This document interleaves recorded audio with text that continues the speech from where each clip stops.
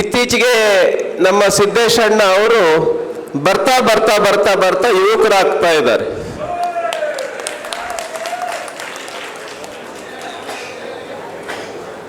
ಹೌದೋ ಅಲ್ಲ?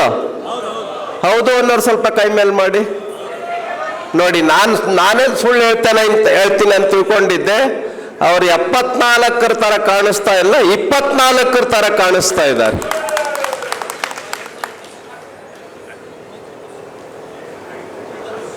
ಆತ್ಮೀಯರೇ, ಸಿದ್ದೇಶಣ್ಣ ಅವರು ನನಗೆ ಇತ್ತೀಚಿನ ಪರಿಚಯ, ನಿಮಗೆ ಬಹಳ ವರ್ಷಗಳಿಂದ ಪರಿಚಯ. ನಾನು ನಿಮ್ಮ ಥರ ಬಹಳ ವರ್ಷಗಳಿಂದ BJP-ನಲ್ಲಿದ್ದಂಥವನಲ್ಲ. ನಾವು ಸಂಘದಲ್ಲಿ ABP-ನಲ್ಲಿ ಬಹಳ ವರ್ಷಗಳ ಕಾಲ ಇದ್ದು ಆಮೇಲೆ BJP-ಗೆ ಬಂದಿರ್ತಕ್ಕಂಥವ್ರು. ಹಾಗಾಗಿ ನಿಮಗೆ ಹೆಚ್ಚು ಪರಿಚಯ, ನಮ್ಮೆಲ್ಲರಿಗಿಂತ ಹೆಚ್ಚು ಪರಿಚಯ ಯಾರಿಗಪ್ಪ ಅಂತ ಹೇಳಿದ್ರೆ ನಿಮಗೆ ಪರಿಚಯ ಇದೆ. ಸಿದ್ದೇಶಣ್ಣ ಅವರ ಬಗ್ಗೆ 4 ಮಾತುಗಳನ್ನು ಹೇಳಬೇಕು ಅಂತಾದ್ರೆ, ಅವರು ಕುಟುಂಬವನ್ನ ಚೆನ್ನಾಗಿ ನೋಡಿಕೊಳ್ಳೋದಷ್ಟೇ ಅಲ್ಲದೆ 8 ಜನ ಅಣ್ಣ ತಮ್ಮಂದ್ರು, ಅಕ್ಕ ತಂಗಿಯರು, ಅವರೆಲ್ಲರೂ ಕೂಡ ಚೆನ್ನಾಗಿದ್ದಾರೆ, ಒಳ್ಳೆಯ ಬದುಕನ್ನು ಬದುಕ್ತಾ ಇದ್ದಾರೆ. ಸಿದ್ದೇಶಣ್ಣ ಅವರು ತಮ್ಮ ಕುಟುಂಬಕ್ಕೆ ಸೀಮಿತವಾಗದೇನೆ ತಮ್ಮ ತಂದೆಯ ಕಾಲದಿಂದ ಭಾರತೀಯ ಜನತಾ ಪಾರ್ಟಿಯನ್ನ ಬೆಳೆಸಬೇಕು ಅಂತ ಹೇಳಿ ಅವರ ತಂದೆಯ ಮೂಲಕ ರಾಜಕೀಯಕ್ಕೆ ಪ್ರವೇಶವನ್ನ ಮಾಡಿ ನಮಗೂ ನಿಮಗೂ ಎಲ್ಲರಿಗೂ ಬಹಳಷ್ಟು ಜನಕ್ಕೆ, 100 ಜನಕ್ಕೆ, 1000 ಜನಕ್ಕೆ BJP-ಯ ಕಾರ್ಯಕರ್ತರನ್ನಾಗಿ ಮಾಡಿ ಬಳ್ಳಾರಿ ಜಿಲ್ಲಾದ್ಯಂತ ಭಾರತೀಯ ಜನತಾ ಪಾರ್ಟಿಯ ಧ್ವಜವನ್ನ ಹಾರಿಸೋದ್ರಲ್ಲಿ ಮುಂಚೂಣಿಯಲ್ಲಿ ನಿಲ್ಲಬಹುದಾದಂಥ ನಾಯಕ ಯಾರಪ್ಪ ಅಂತ ಹೇಳಿದ್ರೆ ನಮ್ಮ GM ಸಿದ್ದೇಶ್ ಅವರು.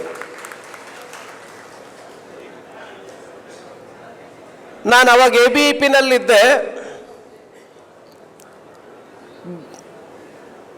ದಾವಣಗೆರೆ ಜಿಲ್ಲೆನಲ್ಲಿ ಗೆಲ್ಲಬಹುದಾದ ಕ್ಷೇತ್ರ ಯಾವುದಪ್ಪ ಅಂತ ನಾವೇನಾದ್ರು ಪೆನ್ನು ಪೇಪರ್ ಇಟ್ಕೊಂಡು ಬರಿಬೋದು ಅಂತಾದ್ರೆ 1 ಅಥವಾ 2 ಬರೆಯೋವಷ್ಟೊತ್ತಿಗೆ ಸಾಕು ಅಂತ ಪೆನ್ ಅಲ್ಲಿ ಫುಲ್ ಸ್ಟಾಪ್ ಹಾಕ್ಬಿಡೋದು. ಈಗ ಮೊನ್ನೆ ಶ್ರೀನಿವಾಸ್ ಅವರು ಸೇರಿದಂತೆ ಸ್ವಲ್ಪ ಚೂರು ಬೆವರು ಸುರಿಸಿ ಇನ್ನೊಂಚೂರು ಪ್ಲಾನ್ ಚೆನ್ನಾಗಿ ಮಾಡಿದ್ರೆ ನಮ್ಮ ಶ್ರೀನಿವಾಸ್ ಅವ್ರನ್ನ ಶಾಸಕರನ್ನ ಮಾಡಬಹುದಾಗಿತ್ತು.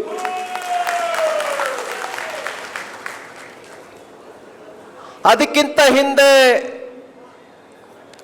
ನಮ್ಮ GM ಸಿದ್ದೇಶಣ್ಣ ಅವ್ರಿಗೂ ಕೂಡ ಗೆಲ್ಲಿಸ್ಬಿಡ್ಬೋದಾಗಿತ್ತು. ಅದರ ಧೂಳನ್ನ ಮತ್ತೆ ಓಪನ್ ಮಾಡಕ್ ಹೋಗಲ್ಲ.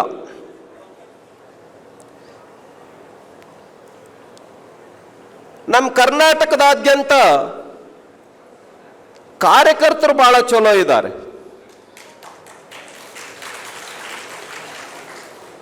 ಇಷ್ಟೇ ಎಲ್ಲ ಚಪ್ಪಾಳೆ, ಇದಕ್ಕೆ ಕಾರ್ಯಕರ್ತರಿಗೆ ಗೌರವ ಸಿಗೋ ತರ ಚಪ್ಪಾಳೆ ಹೊಡಬೇಕಾಗಿದೆ. ಇನ್ನುಳಿದಂತೆ 2ನೇ ಭಾಗಕ್ಕೆ ಬಂದ್ರೆ ನಾವೆಲ್ಲರೂ ಒಟ್ಟಾದ್ರೆ ಕರ್ನಾಟಕ ರಾಜ್ಯದಲ್ಲಿ BJP ಕಾರ್ಯಕರ್ತರು ಖುಷಿ ಪಡುವಷ್ಟು ಇನ್ಯಾರು ಖುಷಿ ಪಡೋದಿಲ್ಲ. ನಾವು ಒಟ್ಟಾಗಬೇಕು ಅಂತ, ನಾವು ಒಟ್ಟಾಗಬೇಕು ಅಂತ ಅನ್ನೋದ್ರ ಬಗ್ಗೆ BJP ಕಾರ್ಯಕರ್ತರಿಗೇನು ಸ್ವಾರ್ಥ ಇಲ್ಲ. ಸ್ವಾರ್ಥ ಇದೆಯಾ?